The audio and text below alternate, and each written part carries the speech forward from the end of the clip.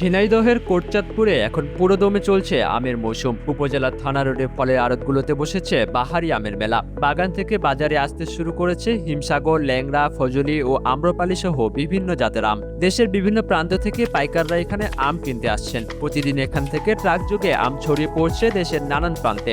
স্থানীয় ব্যবসায়ীদের তথ্য মতে 100টিরও বেশি আড়তে প্রতিদিন প্রায় 50 থেকে 60 লক্ষাধিক টাকার আম কেনাবেচা হচ্ছে।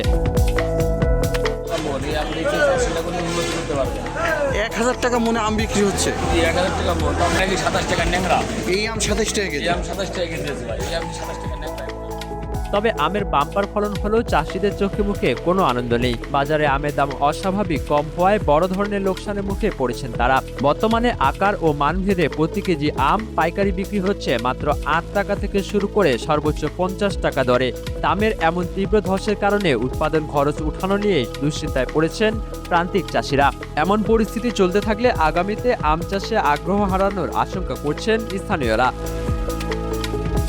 এই অঞ্চলের আম চাষিদের বাঁচাতে এবং লোকসান রুখতে অবিলম্বে সরকারি উদ্যোগে আম সংরক্ষণ ব্যবস্থা বা প্রক্রিয়াজাতকরণ কারখানা গড়ে তোলার দাবি জানিয়েছেন সংশ্লিষ্টরা। মাহমুদ বিন মারুফ, নিউজ ডেস্ক, ডেইলি সকালবেলা।